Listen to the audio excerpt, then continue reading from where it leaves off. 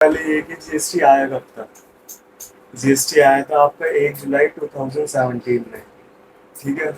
इसमें आपके दो तीन रेट सेलेक्ट कर दिए थे, 0, 12, 18, 28, और कुछ से सेलेक्ट स्पेशल रेट जो गोल्ड वगैरह के लिए है। इसके जो हेड होते हैं वो तीन हेड होते हैं, सीजीएसटी, एसजीएसटी और आईजीएसटी। सीजीएसटी में सेंट्रल गवर्नमेंट रिवेन्यू कलेक्ट करती है और एसजीएसटी में स्टेट गवर्नमेंट, और आईजीएसटी में सेंट्रल गवर्नमेंट कलेक्ट करती है। और जो वहाँ पर मूवमेंट ऑफ गुड्स जहाँ पर डिलीवर होते हैं वहाँ की गवर्नमेंट करती है। पहले क्या था कि जीएसटी से पहले हमारे दो तीन टैक्स हुआ करते थे, सर्विस टैक्स, वैट और ऑक्ट्रॉय करके था। तो ये सब हटा के एक जीएसटी ला दिया गया है। वैट अभी भी कुछ पेट्रोल वगैरह चीज़ों पे लगता है। अब देखेंगे जीएसटी रजिस्ट्रेशन के लिए क्या क्या डॉक्यूमेंट्स रिक्वायर्ड है। एक पासपोर्ट साइज फोटो चाहिए होती है, अगर कंपनी है तो डायरेक्टर के डॉक्यूमेंट चाहिए होते हैं, और incorporation certificate, Aadhaar card, PAN card, latest electricity bill, NOC letter अगर कंसेंट में है वो, और ईमेल आईडी, मोबाइल नंबर। ये डॉक्यूमेंट्स मैंडेटरी है आपके रजिस्ट्रेशन के लिए।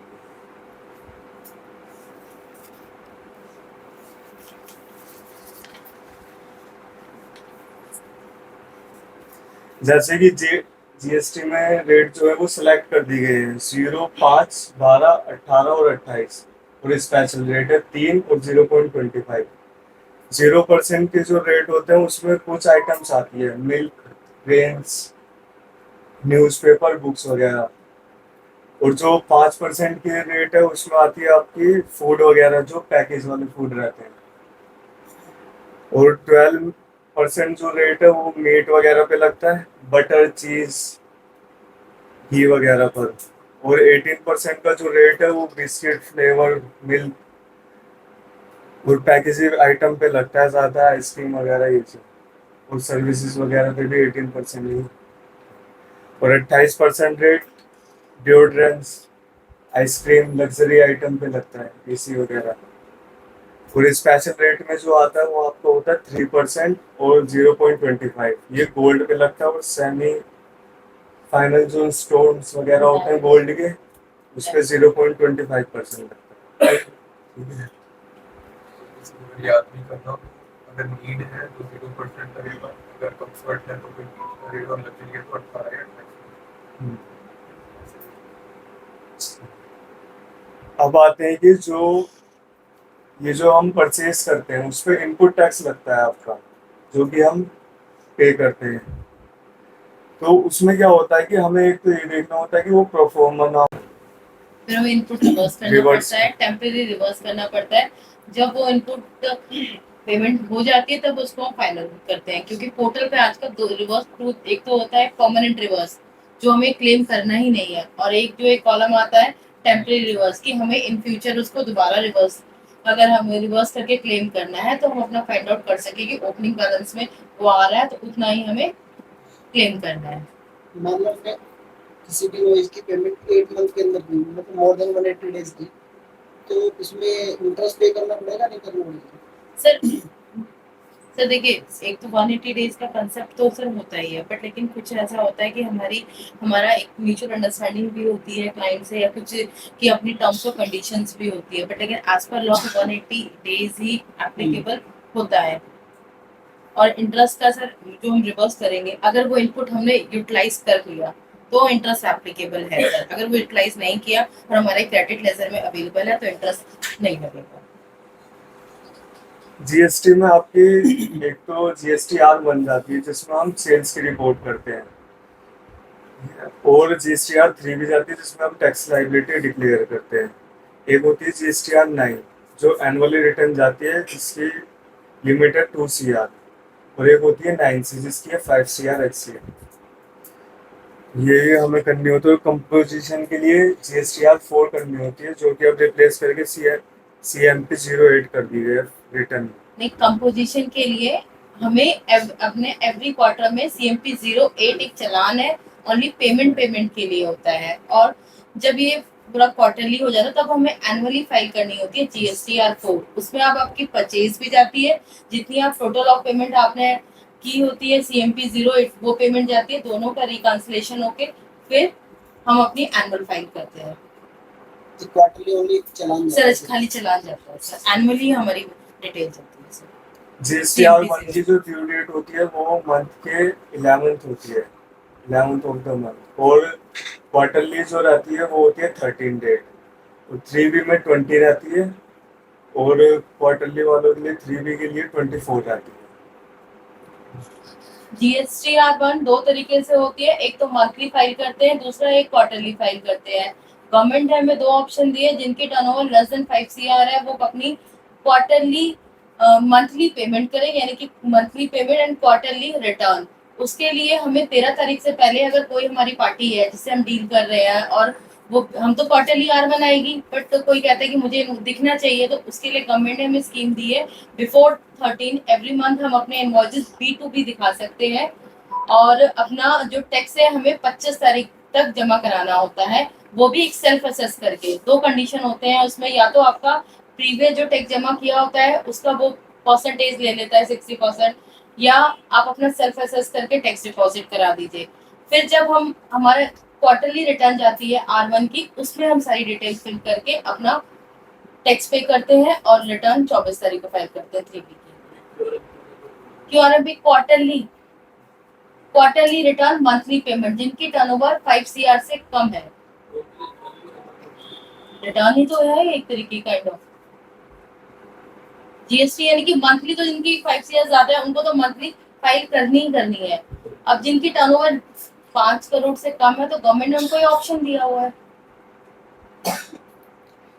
जो हमारी कंपोजिशन स्कीम है वो स्मॉल टैक्स पेयर के लिए ऑप्ट किया जाता है, जिनकी टर्नओवर 1.5 CR से एक्सीड ना हो।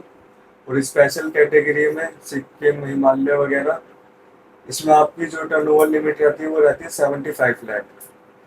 कंपोजिशन स्कीम पे 3 रेट होते हैं, 8%, 5% और 6%, जिसमें आपको टोटल टर्नओवर पे सेलेक्टेड रेट पे टैक्स पे करना होता है। कंपोजिशन में 5 ही होता है। 5 कौन से आइटम के कंपोजिशन के अंदर? 5 सर रेस्टोरेंट और उसमें रेस्टोरेंट सर रेस्टोरेंट के केस में ही दे सकते हैं सर कंपोजिशन, और किसी सर्विस में नहीं। मैन्युफैक्चरिंग मेडिकल बिल्स वगैरह के लिए इसलिए लेते हैं ना, जैसे कि हमारे पास जो मोस्टली जो इनके पास जाते हैं छोटे, हम लोग ही जाते हैं। कोई सिंगल B2B तो कोई पार्टी वगैरह जाती नहीं है, छोटे वेंडर्स होते हैं, हर किसी को तो इनवॉइस रेज करके दे नहीं सकते। तो इतना इस कंडीशन में उनको बोल दिया जाता है कि सर आपकी टर्नओवर तो इतनी है नहीं, और मोस्टली आप कोई दूसरी जगह सेल भी नहीं कर रहे थे, आपके पास आके लेते, तो आप कंपोजिशन लो तो बेटर है। जितनी भी आपकी टोटल सेल है उसका आप डिपॉजिट कर दीजिए 1%, 0.5% CGST, 0.5% HGST। कमिंग ये बोला कि B2C जहाँ भी है, हाँ जी सर, एंड यूजर जहाँ एंड पे यूजर है वहाँ पे वहाँ पे कंपोजिशन कंपोजिशन ले बेटर सकते है। हैं। हाँ जी सर, कोई भी ट्रेडर ले सकता है। हाँ जी सर। और आपको इसमें मतलब 1% पे रेट सेलेक्ट करके ही टैक्स पे करना पड़ेगा, इसमें इनपुट का कोई अवेल नहीं होता इसमें। आप अपने इनवॉइस पे लगा ही नहीं सकते GST, आप मेंशन करोगे कि आप कंपोजिशन डीलर हो, ठीक है, आप किसी से टैक्स कलेक्ट ही नहीं कर सकते।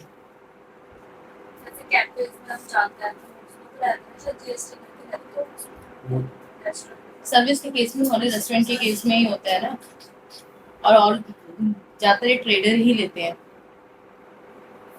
और आप इसमें अदर स्टेट में भी सेल नहीं करते, इन स्टेट ही सेल होगी इसमें।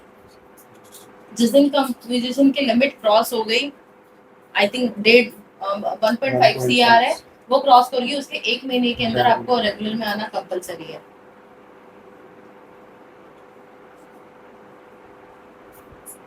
एक होता है इसमें RCM, जिसमें हम सप्लायर जो सेल करता है उसके थ्रू रिसिपेंट जो रहता है वो ही टैक्स पे करता है उसमें। तो मिनिमम रेट जो रहता है उसमें 5% का रहता है।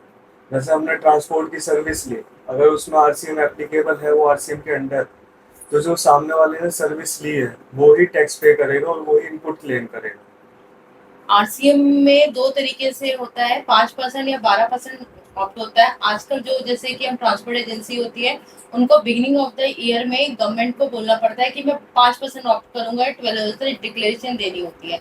5% में वो कोई भी जीएसटी का इनपुट क्लेम नहीं कर सकता, 12% में वो इनपुट क्लेम कर सकता है।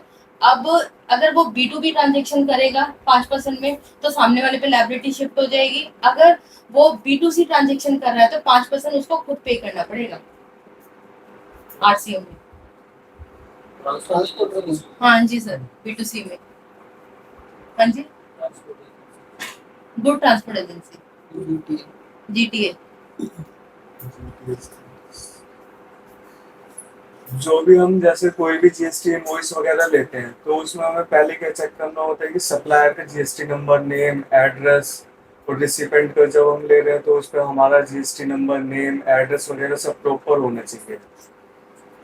और एचएसएन, आपका आइटम जो ले रहे हो, आप सर्विस ले रहे हो, तो उसका नेम वगैरह रहना चाहिए, सैक कोड होना चाहिए, एचएसएन होना चाहिए। एचएसएन आपका गुड्स के केस में होता है और सैक कोड आपका सर्विस के केस में होता है। HSN mandatory. एचएसएन रिटर्न में दिखाना दो तरीके से मैंडेटरी होता है। जिनकी टर्नओवर 5 CR है, तो अप टू 5 CR है, उनको B2B देना मैंडेटरी होता है, B2C देना मैंडेटरी नहीं होता। और जिनकी 5 CR क्रॉस करेगी, उनका डिजिट वाइड को एचएसएन देना मैंडेटरी होता है, चाहे वो B2B हो चाहे B2C। और अगर आप जैसे फाइलिंग वगैरह करते हैं रिटर्न की, अगर ड्यू डेट से बात करते हैं तो 25 आती है, जिसमें हमारा इनपुट वगैरह है तो टैक्स लाइबिलिटी रहती है, लेट फीस। और अगर हमारी नील की रिटर्न होती है तो 10 रुपीज आती है पर डे। इंटरेस्ट किस पे चार्ज है? कैश पोजीशन पे जो पे करा या फिर क्रेडिट पोजीशन पे भी इंटरेस्ट चार्ज? क्रेडिट पोर्शन पे भी इंटरेस्ट चार्ज होगा अगर वो आपके एलिजिबल नहीं है से नेट वैसे नेट ऑफ अमाउंट पे होता है इंटरेस्ट। एलिजिबिलिटी कैसे चेक करोगे क्रेडिट बैलेंस में? ये एलिजिबिलिटी चेक करोगे कैसे करोगे आप? सर वो गवर्नमेंट ने ब्लॉक कर रखा है, जैसे कार्ड्स वगैरह का इनपुट है जिसमें हम डील्स नहीं करते। जैसे अगर हमारा बिजनेस कार्ड्स का ही है तो हम इनपुट क्लेम कर सकते हैं, अगर कार्ड्स का नहीं है तो हम क्लेम नहीं कर सकते। फूड एंड रेस्टोरेंट का ब्लॉक कर रखा है इनपुट। होटल्स का है, आपका क्या कहते हैं इंश्योरेंस पे है। तो कुछ आइटम्स जैसे कैब सर्विसेज का है, जो ओला उबेर वगैरह करते हैं, आप इनका भी इनपुट क्लेम नहीं कर सकते। सारी सारी सेक्शन 75 में है जो भी ब्लॉक है।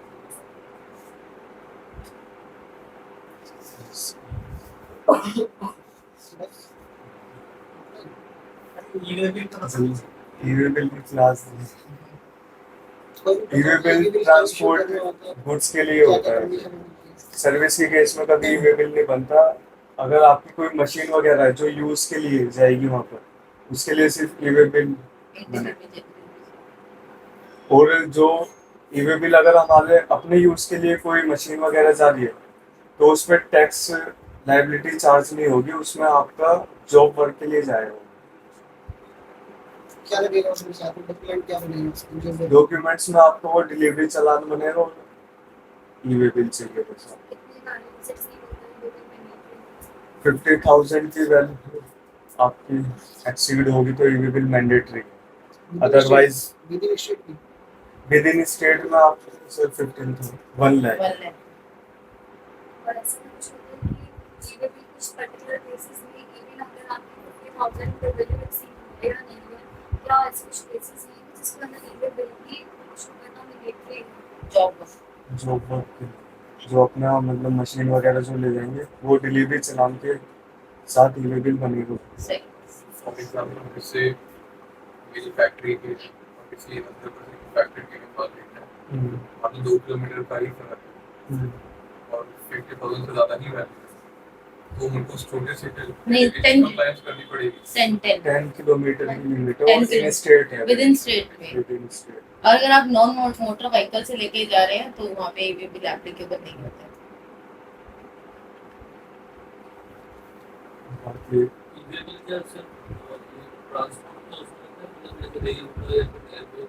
रे- ईवी बिल बेसिकली होता किस लिए है कि आप अपना कोई गुड्स ले जा रहे हो, आप एक परमिट ले रहे हो कि मैं रोड पे इजीली ले जा सकूं, आपके पास लीगल डॉक्यूमेंट्स है, आप ये प्रूफ कर सको कि ये सिर्फ एक यानी कि बिजनेस पर्पज से ही है, एक उससे नहीं है कि आपको कोई भी मूवमेंट आपकी इलीगल नहीं है। बेसिकली ईवी बिल इसलिए होता है। तो रोज रेलवे, एयरवे और वाटरवे, इसमें ईवी बिल बाद में जनरेट होता है जब वहाँ पे माल पहुंच जाता है, क्योंकि जो वहाँ पे जो बिल्टी जो एक होती है ना उसके बाद ही मिलती है। अगर हम फॉरेन में कोई सेल करते हैं goods या सर्विस की, तो उसके लिए क्या क्राइटेरिया होता है? और हम करते हैं तो उसमें तो पहले आपके लिए कि अगर आपको टैक्स नहीं लगाना, टैक्स लाइबिलिटी, तो उसमें आपको एलयूटी लेनी पड़ती है, लेटर ऑफ अंडरटेकिंग फाइल करना पड़ता है उसमें। तो आप टैक्स नहीं लगाओगे, सीधे एक्सपोर्ट की टैक्सेबल वैल्यू के थ्रू और आप अगर एलयूटी नहीं लेते हैं तो टैक्स आप पे लगाना पड़ता नहीं, अगर है, टैक्स अगर हम लाइबिलिटी से अदर कंट्री में अपना कोई भी गुड्स सोल्ड करते हैं, लाइक कोई भी सर्विस देते हैं, गुड्स की देख लो, पहले तो आईसी होती है आपको कोई भी गुड्स देने के लिए, वो होना चाहिए आपको। फिर गवर्नमेंट क्या करती है, एक्सपोर्ट को ना प्रमोट करती है, कि कहती है कि भाई तो आप लोग फॉरेन करेंसी लेके आ रहे हो गवर्नमेंट के लिए, उनके लिए तो इन्फ्लो ज्यादा हो रहा है, तो गवर्नमेंट बोलती है कि आप अगर एक्सपोर्ट कर रहे हो तो उसको दो कंडीशन में कर सकते हो, या तो आप उसमें जो रेट है 18% जो भी आपका प्रोडक्ट है या जो भी सर्विस है उतना रेट लगाओ, बाद में क्लेम कर लो, या आप एक डिक्लेरेशन दे दो, लेटर ऑफ अंडरटेकिंग दे दो, वो फाइल कर दो, तब आपका वो जीरो रेटेड हो जाएगा, बट रेट रहेगा वो। जैसे एलयूटी से रिलेटेड था, मैं इंडियन आईटी फॉर सर्विस में सारी एक्सपोर्ट अंडर एलयूटी कर रहा हूँ, परचेज तो मैं यहाँ से कर रहा हूँ। अब मेरे पास जो इतना सारा इनपुट रेट होता है उसका तो मैं कुछ कर ही नहीं सकता। तो बिजनेस सोल्यूशन आप क्या रखेंगे? जब आप इनिशिएट करोगे तब तो यूटिलाइज होगा सारी ऐसे एक्सपोर्ट आप एक्सपोर्ट के केस पे आप उसका ना रिफंड क्लेम कर सकते हो। इनपुट पायलट है। नहीं नहीं, दो तरीके, या तो आप टैक्स पे करके अपना उसका रिफंड बाय डिपार्टमेंट से ले लो या एलयूटी ले लो, पर लेकिन ज्यादातर प्रेफरेंस हम ये देते हैं कि आप लेटर ऑफ अंडरटेकिंग करो सर, अपना जीरो पे करो, क्योंकि गवर्नमेंट से पैसा लेना इतना इजीली नहीं है, उसमें बहुत सारे कॉम्प्लायंसेस करने पड़ते हैं, क्यों अपनी अपनी कैपिटल को ब्लॉक हो जाए। इससे बेटर है कि आप अपना टैक्स एलयूटी लो। और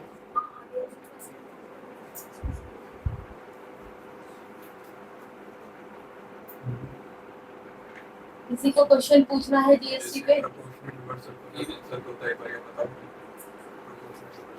प्रोपोर्शनेट रेशियो में हम रिवर्स इसलिए करते हैं इनपुट, क्योंकि जो हमारी सर्विस है, जैसे हमारी सर्विस एग्जाम्प्ट में हो रही है, जोमेटो वगैरह क्या करता है कि जोमेटो अपना जीएसटी वगैरह अपने पास रखता है, हमें सिर्फ टैक्सेबल वैल्यू ही कलेक्ट होती है।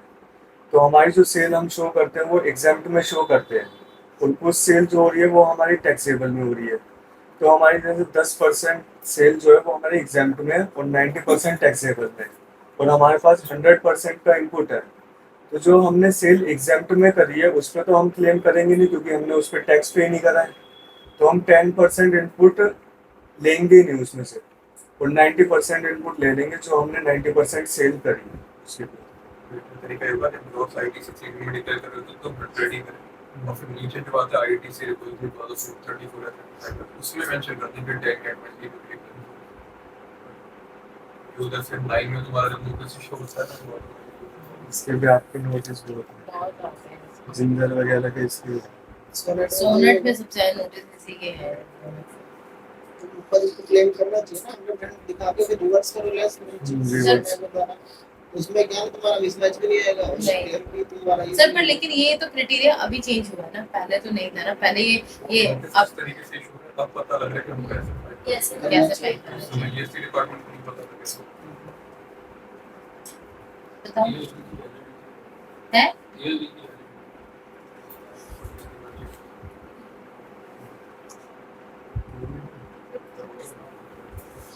वैलिडिटी 100 किलोमीटर पर डे रहती है, ईवे बिल की जो और एक्सटेंड भी हो जाती है आपकी, अगर किलो- जैसे कहीं ट्रांसपोर्ट के व्हीकल ब्रेक वगैरह या कुछ दिक्कत आ जाए व्हीकल में, तो आप व्हीकल नंबर चेंज करके उसकी एक्सटेंड भी कर सकते हो with in 24 hours. Within cancel भी उसी में होगा 24 आवर्स के अंदर। किलोमीटर के अकॉर्डिंग वैलिडिटी होती है, जितना जितने 100 किलोमीटर पर डे का देते हैं, जितना किलोमीटर जैसे होगा उसी हिसाब से वैलिडिटी आपको मिलती है। कैलकुलेट वहाँ पे करता है जब ना हम वो ई-वे बिल मतलब। जनरेट करते हैं वहाँ पे किलोमीटर मेंशन आता है, जब आप डालते हैं तो वहाँ पे मेंशन आता है कि आप इतना किलोमीटर आपका जा रहा है, जब भी आप ई-वे बिल जनरेट करेंगे। मेरा एक क्लाइंट है जिन्होंने से पूछा था कि दो पर्सन्स को पर्सन ए पर्सन बी को माल मिल रहा है बट एक ही कन्वेंशन सिमिलर कन्वेंशन, उस केस में क्या एक ही वे बिल इशू होगा फिर दो सेपरेट ई वे बिल इशू होगा? उसमें ऑप्शन देता है पोर्टल की बिल टू शिप टू। आपका बिल ए को हो रहा है और शिप टू होगा वो बी को होगा डायरेक्ट, तो उसमें एक ही ईवे बिल बनेगा। ये नहीं कि ए दोबारा बनाए फिर ईवे बिल बी लेकिन वहाँ को। पे ई-वे बिल की एक मेंशन होती है, सिर्फ इनवॉइस वो बनेगी, ई-वे बिल है, बिल टू शिप टू में ई-वे बिल एक ही बनेगा। तो उसमें ये भी है कि जैसे ए ने बिल परचेज किया, माल परचेज किया, बी को सेल हो रहा है, फिर सी के एड्रेस पे जा रहा है, तो उसमें भी कॉम्बिनेशन ऑफ 2 एंड 3 का रहता है। उसमें भी exemption है। पेनल्टी बता दो ना ई-वे बिल जो आप ई-वे बिल आपने गलत बनाया, क्या है पेनल्टी क्या है? ईवे बिल की पेनल्टी में ये होता है कि जितना आप टैक्स चार्ज कर रहे हो उसका 200% रहता है। जैसे आपने 100 पे चार्ज किया तो 18% टैक्स लगा, तो 34% आपका टैक्स पे करना पड़ेगा। डबल टैक्स हो जाएगा। डबल टैक्स पे करना। तो पेनल्टी रिफंड क्लेम की जा सकती है, मतलब ये एडजस्ट ही होगी, एडजस्ट ही हो जाएगी पोर्टल के पास। मतलब ये करनी पड़ेगी। पे कर तो उस केस में होगा जहाँ पे ई-वे बिल इशू नहीं किया आपने, सर आपने गलत इशू कर दिया, गलत इशू किया तब भी आपने Value टैक्स में गलत लगा difference दी, वगैरह वैल्यू में अगर- डिफरेंस हुआ। थोड़ा बहुत भी डिफरेंस है तो वो आपको फाइल कर रहा हूँ तो इससे चेक करना टू बी से करना है टू बी से करना है, दोनों में फर्क क्या है? एक टेबल होती है 2A एंड 2B। 2A में क्या होता है कि आपने इनवॉइस मतलब पोर्टल पे फाइल भी नहीं करी रिटर्न और पोर्टल पे इनवॉइस डाल दिया, तो वो आपको शो हो जाएगा 2A में, बट आप उसके ब्याज पे क्लेम नहीं करोगे जब तक सामने वाली पार्टी फाइल नहीं करती रिटर्न। और 2B में क्या है कि 2B आपका ड्यू डेट से पहले होगा। अगर ड्यू डेट के बाद करा है तो आप 2B के अकॉर्डिंग, वैसे तो इनपुट हमें 2B के अकॉर्डिंग ही लेना है गवर्नमेंट के। नहीं, पोर्टल पे आप पूछो ना हम 2A से मैच करें या 2B से मैच करें। गवर्नमेंट ने R1 की डेट डिसाइडेड कर रखी है, आपको 11 तारीख तक अपनी R1 फाइल करनी है। अगर आप 11 तारीख तक अपनी R1 फाइल कर देते हो तो आपके जो वेंडर्स हैं उनको 2B में रिफ्लेक्ट हो जाएगा, बट अगर आप 11 तारीख के बाद रिटर्न फाइल करते हो वो आपके 2A में तो आ जाएगा उसके, बट 2B में नहीं आएगा। और जीएसटी फाइलिंग करने के लिए आपका इनपुट 2B में आना मैंडेटरी है।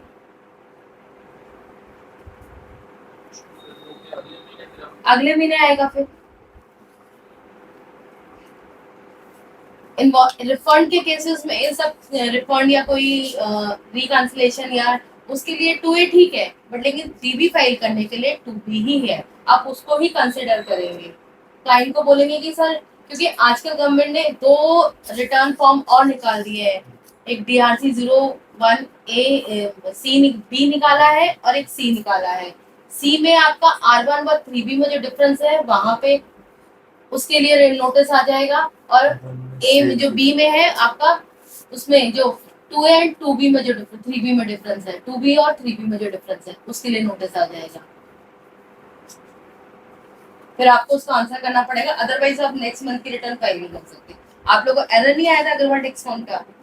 अग्रवाल टेक्सफॉन का एक एरर आया था ना, जो ग्रीवेंस डाल के पीडीए का जो एरर आया था वो इसीलिए था सर। वो उसमें बार बार उसको ले रहा था कि तू आपका डिफरेंस है, मिसमैच है, तो उसको ग्रीवेंस डाल के सॉल्व कराया था।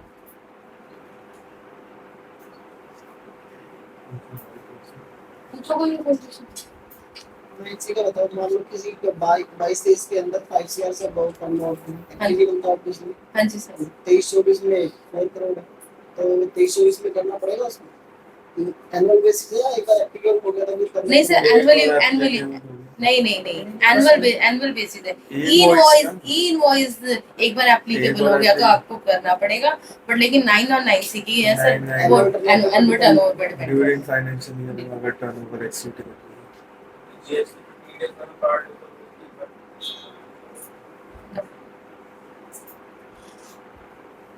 ये जो ई कॉमर्स वाले जो पोर्टल होते हैं हमारे, ये हमारा टीडीएस डिडक्ट करते हैं, क्योंकि इनसे सर्विस ही हम इतनी ले लेते हैं। तो ये अपनी एक रिटर्न करते हैं GSTR 7 और GSTR 8। GSTR 7 जो होता है वो गवर्नमेंट वगैरह कॉन्ट्रैक्टर करते हैं, और GSTR 8 जो होती है वो ई कॉमर्स पोर्टल वाले करते हैं फाइल। वो टीडीएस जो डिडक्ट करती है, 1% टीडीएस डिडक्ट करती है टैक्सेबल वैल्यू पे, तो फिर वो उसके थ्रू हमें जीएसटी के पोर्टल पे शो करती है। जीएसटी तो इनवॉइस के अगेंस्ट करती है, और टीडीएस जो वो डिडक्ट करती है तो वो पोर्टल पे शो करती है। वैल्यूज के हिसाब से बता दो, 1 लाख का टैक्सेबल वैल्यू है। तो जो आपका 18,000 का जो टैक्स है वो तो आपको गवर्नमेंट उसमें 2A में देगी, ठीक है। बाकी जो 1 लाख पे 1% डिडक्ट किया है 1000, वो आपको टीडीएस टीसीएस रिटर्न करने का ऑप्शन आता है पोर्टल पर, उसके फाइल करके उसे क्लेम करना होता है। क्रेडिट में कैश, वो हमारे कैश में ही कैश जाता है। ये वाला TDS TDS का मतलब अलग है, इनकम टैक्स हाँ। का TDS अलग है, वो जो तभी applicable होना 26 होगा। एस वाला ये जीएसटी वाला टीडीएस है। हाँ जी।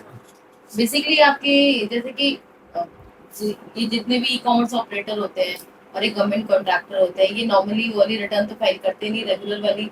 तो फिर कैसे इनकी ट्रेस कैसे करें कि आप किसको कर रहे थे? गवर्नमेंट ने इसीलिए ये टीसीएस और टीडीएस का निकाला कि जितनी भी गवर्नमेंट पेमेंट करेगी या जितने भी वो आप सेल करेंगे उन पोर्टल के थ्रू, उतने पे वो टीडीएस और टीसीएस डिडक्ट करेंगे, आप उसकी रिटर्न फाइल करेंगे, आप कैश लेजर में आ जाएगा, फिर आप उसका बेनिफिट ले लेंगे। पर एवरी फाइल करनी पड़ती है जब तक वो कैश लेकर में आएगा। टीसीएस कैसे डिडक्ट करेंगे? सर टीसीएस जो उनके टर्नओवर का पार्ट होता है ना ई कॉमर्स के लिए, ई कॉमर्स के लिए। टीसीएस ई कॉमर्स करते हैं और और TDS टीडीएस है गवर्नमेंट पोर्टल वाले करते टीसीएस तो नॉर्मली भी परचेजर हैं। वो सेल पे है, वो अलग है सिर्फ सर, इनकम वो टैक्स के लिए क्राइटेरिया होगा ना। क्या क्राइटेरिया है उसका? कितना किस कंडीशन में डिडक्ट करेंगे, उसमें कितने परसेंट होता है, क्या रेट ये इसमें तो ये होता है गवर्नमेंट पे registered certificate, I think 2 lakh से ज्यादा का टैक्सेबल वैल्यू हमारी किसी पर्टिकुलर नहीं वो हटाई थी 50 लाख वाली थी ना पेमेंट? TCS sir.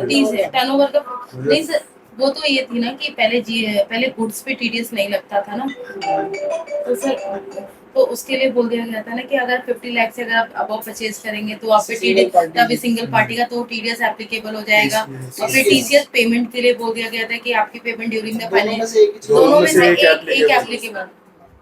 टीसीएस में वो टर्नओवर की टर्नओवर सिंगल पार्टी का हाँ। मतलब अगर जैसे हमारी 1 करोड़ टर्नओवर है और हम 50 लाख से ही एक पार्टी से परचेज परचेज कर लेते हैं, कर तो 50 लाख हाँ जी, तब टीसीएस में चार्ज होगा। टर्नओवर पे डिपेंड करती है उसके सामने वाले। हाँ, सामने वाले के टर्नओवर कितना 5 से 10 10 टैक्स की बात कर रहे हैं। सर ने क्वेश्चन पूछ लिया ना, सर ने क्वेश्चन जीएसटी वाला टीडीएस अलग है, टीसीएस भी उसमें है तो सेल परचेज के ऊपर ही ना होगी। जबकि जैसे कि सेंट्रल बैंक में जो कार होती है वो प्रॉफिट होता है, तो अभी हम कार लेने जाते हैं उसमें क्या आपको बिजनेस के लिए चाहिए या फिर वो ऐसे कुछ, जीएसटीएम के लिए पूछते होंगे ना वो तो। बट वो तो कॉर्पोरेट में तो वो आईटी से मिलेगा। बट आप जब वो बुक करते हो तो शो तो होनी चाहिए ना उसको पोर्टल वगैरह का। आप इंडिविजुअल पे ले लोगे तो फिर उसको कम बेनिफिट मिलेगा। वहाँ पे जीएसटी मारने का लॉजिक भी है। अगर आप मान लो दिल्ली के शोरूम से जाकर परचेज कर रहे हो, यूज आपको हरियाणा में कर रहे हो, तो उसका टैक्स हरियाणा स्टेट डिपार्टमेंट को मिलना चाहिए। तो जीएसटी उसने मांगा है, उसको अब ये मतलब ये कि आपको इनपुट क्लेम कर सकते हो नहीं कर सकते। गवर्नमेंट की रेवेन्यू कलेक्शन हो रही है, स्टेट गवर्नमेंट की रेवेन्यू कलेक्शन ये भी जो आईजीएसटी होता है ना, वो जो हमारी सेंट्रल गवर्नमेंट होती है ना, वो डिस्ट्रीब्यूट करती है जितनी भी जहाँ से प्लेसेस, जिस भी प्लेसेस सप्लाई। आप ये देखते हैं जो अनरजिस्टर्ड डीलर, जो अनरजिस्टर्ड सेल होती है, आगे एक हमें सीवी में स्टेट वाइज मेंशन करना होता है कि आपने आईजीएसटी किस किस स्टेट से कलेक्ट किया हुआ है, वो इसीलिए होता है। अल्टीमेटली ज़्यादा मुझे सीजीएसटी लगाओ चाहे जीएसटी लगाओ ज़्यादा तो डिस्क्रिप्शन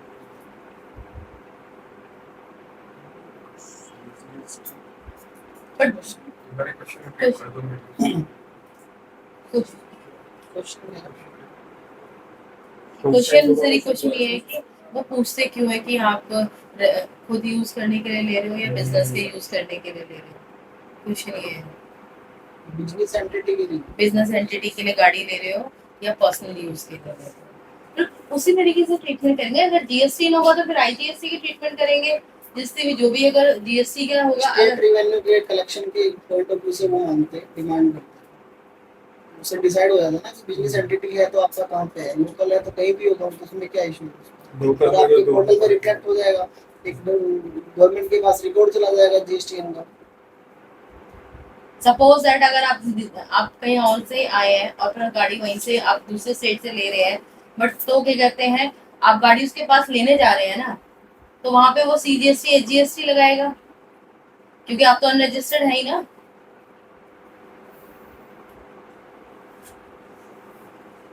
स्टॉक का भी इंश्योरेंस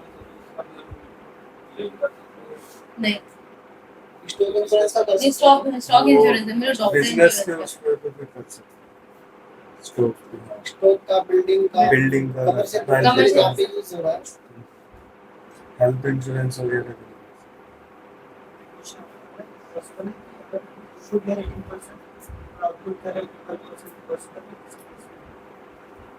यार इस ये तो मैन्युफैक्चर कोई भी अगर तुम ट्रेडिंग करोगे तो सेम रेट पे ही करोगे ना। कोई ऐसा ही केस होगा कि जिसमें हम होगा ही नहीं, कम सर होगा ही नहीं, ट्रेडिंग के केस तो होगा ही नहीं, होगा ही नहीं ना, मैन्युफैक्चर ही हो गए।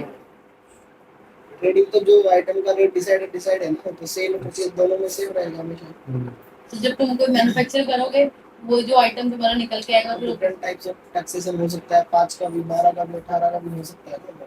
तो अल्टीमेटली तुम्हारा फ्रीज किस रेट में है उसके ऊपर डिपेंड करेगा।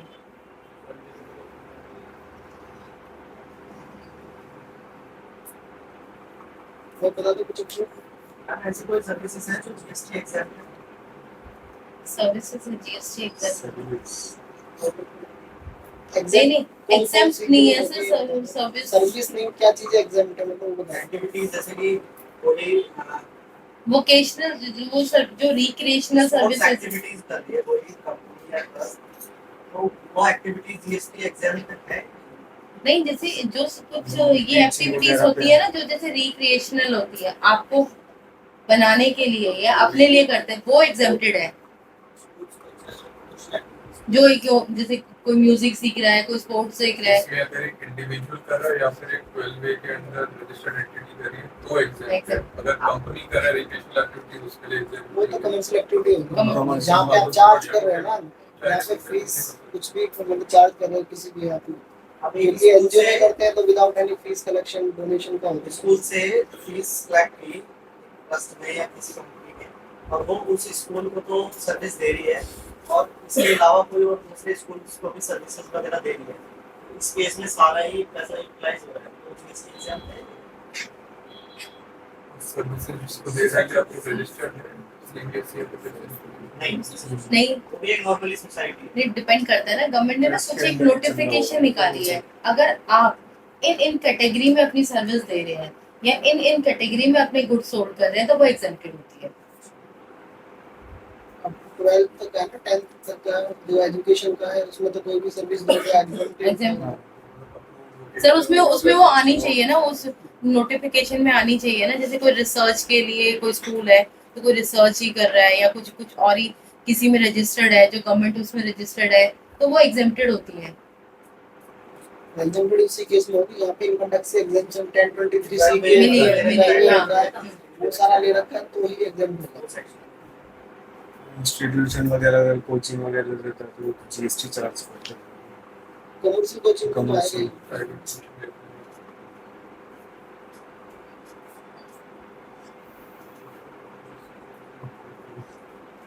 सर इस केस में तो फिर उनको ये कर सकते हैं, कोई हाँ, वो आएगा ही। हाँ, उन्होंने दिखाया भी था नोटिफिकेशन था ना उनका, एग्जाम थे ना वो तो, एग्जाम था, बट एग्जाम उसी केस में थे ना वो तो 12 पे रजिस्टर्ड थे, 12 में उसी केस में है। अदरवाइज उनको सजेस्ट किया था ना कि बिजनेस एक्टिविटी करनी तो आप फर्म बना के करो, कंपनी बना के करो, सेम चीजें। आप लोग बताओ जीएसटी फाइलिंग करने में क्या दिक्कत आती है, क्या क्वेश्चन पुट अप होते हैं, बताओ न्यू पर्सन। दो चार क्वेश्चन पूछ लो नए वाले सिंपल नाम लेकर पूछो। चंदन बताओ।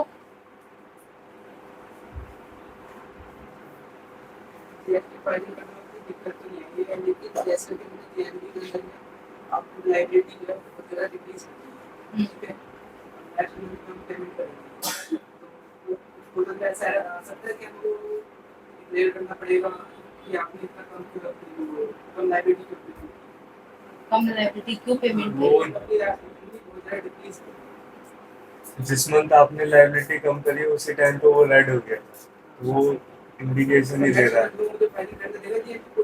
मैंने अभी बताया ना, एक Tax फॉर्म अभी liability तो 2 पूरी रिटर्न के payment लिए हो बताया ना। आपको बताया हाँ। कि आपको दिया पूरे नेट में तो शायद रिपोर्ट तो उसको करना पड़ेगा। करना पड़, अगर बाई चांस अगर उसने क्वेश्चन रेज किया, आप नोटिस में आ गए तो करना ही पड़ेगा, आपको वहाँ पे रिपोर्ट करना पड़ेगा।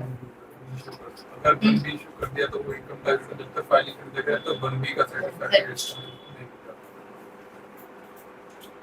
ये मेरे पास भी और बात वो मंथली कंपैरिजन की वजह से भी वन बी और वन सी कुछ नहीं, ये भी बेसिकली रिस्क बेस्ड असेसमेंट का पार्ट हो गया। तो उनको अगर लगता है हाई रिस्क फाइलर में अगर आपने सीवी में टैक्स इतना कम पे करा बल्कि आर में इतना डिक्लेयर करा तो वो वन बी ऑटोमेटिकली इशू कर देगा। वैसे तो देख लो कि आपकी हमारी 3B आज के प्रिफिल हो चुकी है, सब कुछ उसमें कुछ प्रिफिल आता है। आप अगर उसमें हाँ जी सर 3B प्रिफिल हो गया इनपुट के बिहाफ पे, R1 आपने फाइल कर दी है, सब फिल हो गया। तब अगर आप उसको थोड़ा 2B जो के हम अकॉर्डिंग R1 में करते हैं डिक्लेयर, R1 में सेल्स भी सब ऑटो फिल होते हैं। अगर आप उसको छेड़ेंगे या कुछ करेंगे वो रेड हाईलाइटेड हो जाती है, वो आपको बार बार क्या कहते हैं पॉपअप देने लग जाती है कि आप यहाँ पे गलत कर रहे हैं, गलत कर रहे हैं। इनपुट से ज़्यादा लेता है तो वो करके बैठा है। इनपुट उतना ले सकते 2B में आता है, उससे कम या उससे कम चल जाएगा। हाँ, उससे कम 2B से कम या 2B तक ज़्यादा उससे ज़्यादा नहीं।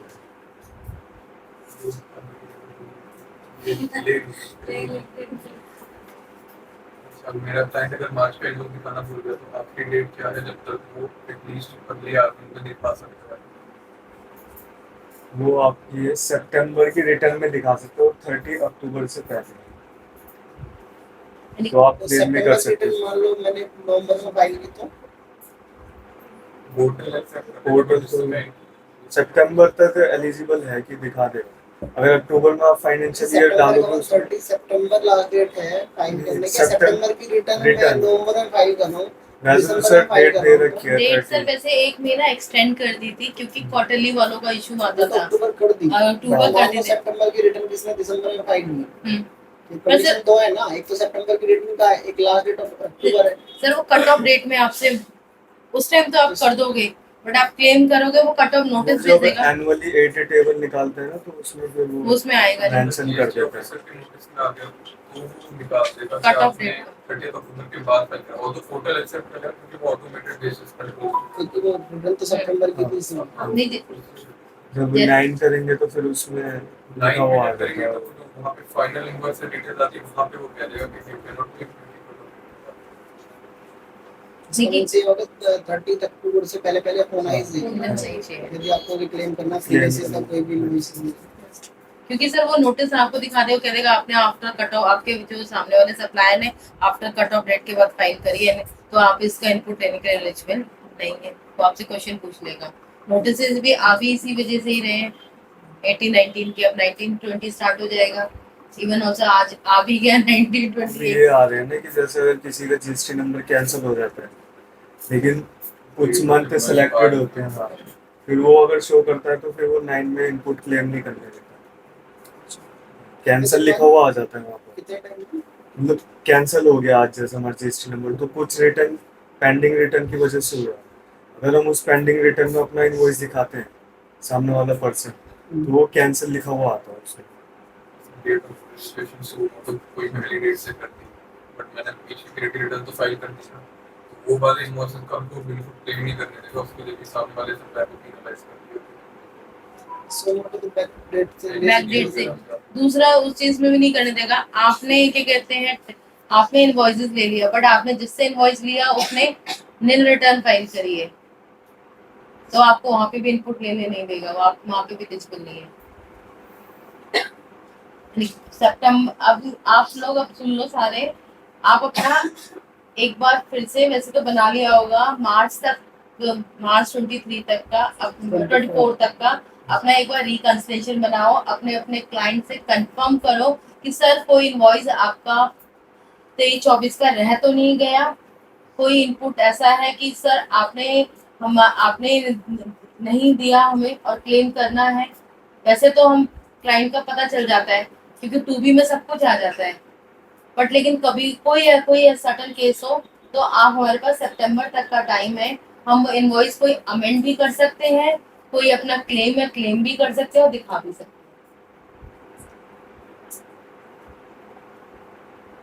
फॉर एग्जाम्पल अगर मेरा मार्च का इनवॉइस था, मैंने सितंबर तक जाके दिखाया, मैंने तो गवर्नमेंट का टैक्स एक तरीके से 6 मंथ्स के लिए यूज कर लिया, मेरे को इंटरेस्ट के साथ तो इंटरेस्ट तो वैसे बनता है, बट लेकिन अभी इनका सॉफ्टवेयर है ना इतना स्मार्ट नहीं हुआ है कि वो ऐसे ट्रेस कर सके। इंटरेस्ट तो बनता है। यहाँ पे प्रैक्टिकली आई थिंक क्लाइंट को बताना चाहिए कि सर आपके फ्यूचर में इंटरेस्ट की टैक्स लायबिलिटी आ सकती है। पर इधर प्रैक्टिकली मतलब पे मत करो, क्योंकि इंटरेस्ट के ऊपर इंटरेस्ट और पेनल्टी लग नहीं सकती। इंटरेस्ट की लायबिलिटी आएगी तो सिर्फ इंटरेस्ट की लायबिलिटी है, अभी भी पे करना, बाद में भी पे करना, बाद में कर लेंगे जब आए। वैसे अभी इनका सॉफ्टवेयर अभी इतना स्मार्ट हुआ नहीं, इन फ्यूचर हो हो जाएगा सर, ये ट्रेस करने लग जाएंगे। B2C की सेल भी तो अमेंडमेंट हो जाती है। B2C वाली वो पहले क्या करते थे कि हम ये मान के चलते थे कि नेक्स्ट ईयर में हमने ये सेल दिखा दी है, अगर कम सेल दिखाई तो नेक्स्ट ईयर में जो अप्रैल मंथ जून में सेल ज़्यादा दिखा दी।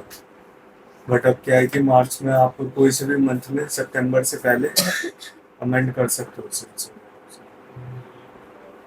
और जो भी ई कॉमर्स ऑपरेटर की फाइलिंग कर रहे हैं, लाइक जैसे अमेजोन, फ्लिपकार्ट वगैरह से, प्लीज अपनी जो टर्नओवर है उन आपके टीसीएस में जो रिफ्लेक्ट कर रही है उससे क्रॉस चेक करो। जहाँ भी डिफरेंस आएगा वहाँ पे नोटिस आने के चांसेस कंफर्म है। वो आपसे क्वेश्चन रेज करेगा क्यों कम है, क्योंकि आपको रिसीव तो इतना हुआ है, टीसीएस सामने वाले ने इतना काटा है, बट आपने टर्नओवर कम दिखाई है। रीजन पूछेगा वो आपसे, फिर आपसे टैक्स बोलेगा दिखाओ।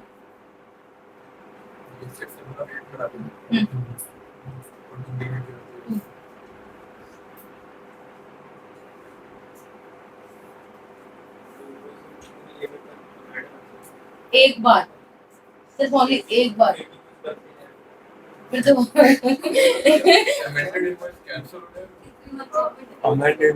है ऑप्शन, वैसे आता है एक ही बार हो सकता है, जो भी कुछ हो सकता है, ओनली वन टाइम वो तो एक हमारा एडजस्टमेंट हुआ। जीएसटी में रिवाइज का कंसेप्ट नहीं है, जीएसटी रिटर्न रिवाइज नहीं होती, जो होता है एडजस्टमेंट होता है। जो भाई गलती कर रहे हैं। एक चांस दिया तो गवर्नमेंट ने।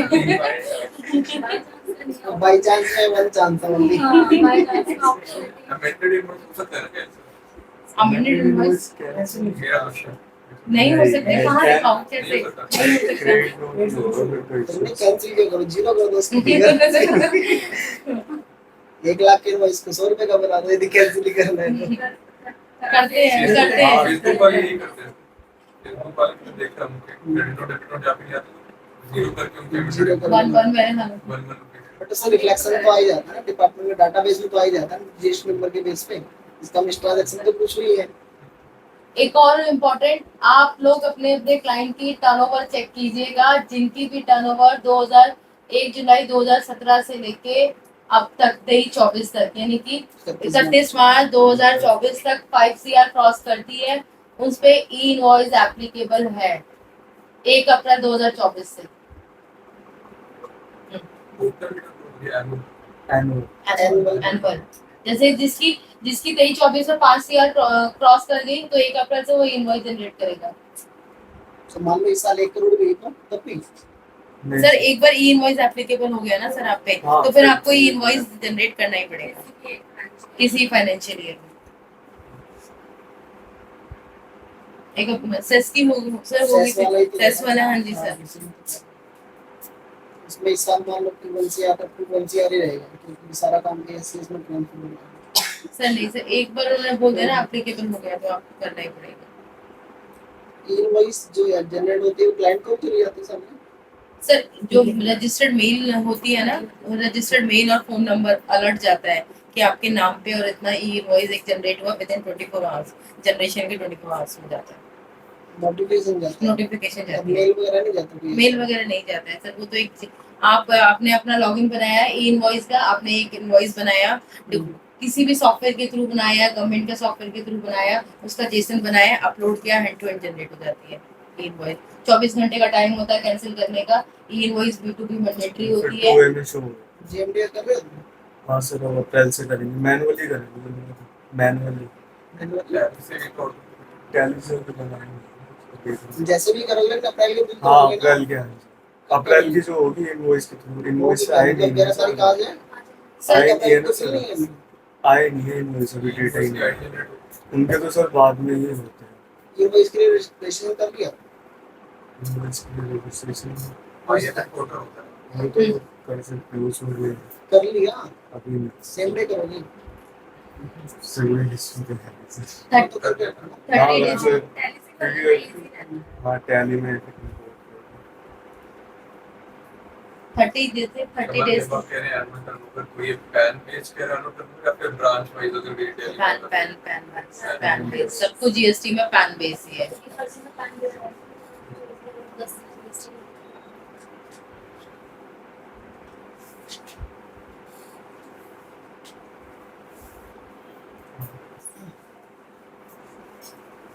मैं नेक्स्ट क्लास में पूछूंगी, जिसकी भी जो क्लास होगी नेक्स्ट में अपने आप पूछूंगी, सोच लेना सोच लो,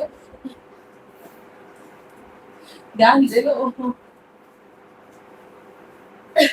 दो चीज जरूर कर लेना, इनवॉइस का कर लेना, रिकंसिलिएशन कर लेना और टू इट और अपने इनवॉइसेस का। तीन चीज तो आप लोग जरूर कर लेना।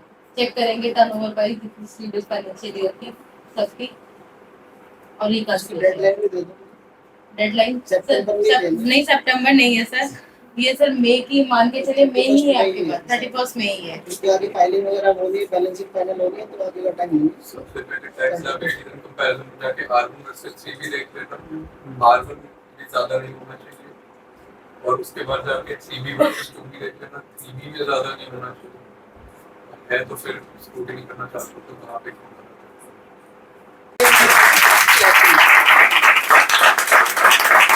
फालतू होता है।